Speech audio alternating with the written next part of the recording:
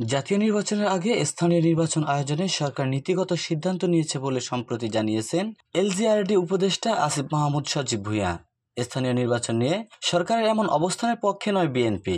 নীতি নির্ধারণী ফোরামে এ নিয়ে বিস্তর আলোচনা করেছে দলটি। সিদ্ধান্ত হয়েছে শেষ পর্যন্ত সরকার স্থানীয় নির্বাচন করলে সমর্থন দেবে না বিএনপি, এমনকি আসতে পারে ভোট বর্জনের মতো ঘোষণাও। জানা গেছে জাতীয় নির্বাচনের আগে কোনোভাবেই স্থানীয় নির্বাচন চায় না বিএনপি ও সমমনা দলগুলো। শীর্ষ নেতারা বলছেন, স্থানীয় নির্বাচন আয়োজনে সরকারের নীতিগত সিদ্ধান্তের পেছনে জাতীয় নির্বাচন পেছনের কূটকৌশল রয়েছে। এতে সুবিধা পাবে ছাত্রদের নতুন রাজনৈতিক দল।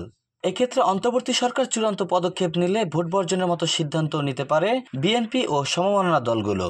বিষয়টি নিয়ে দলটির স্থায়ী কমিটির সদস্য সালাউদ্দিন আহমেদ বলেন, জাতীয় নির্বাচনের আগে কোনো স্থানীয় নির্বাচনকে আমরা মেনে নেব না। জনগণের প্রথম দাবি রাজনৈতিক ও গণতান্ত্রিক সরকার।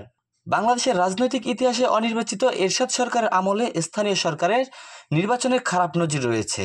সেই উদাহরণ টেনে বিএনপি নেতারা বলছেন, স্থানীয় সরকার নির্বাচনের নামে অহেতুক সময়ক্ষেপণ করা হবে।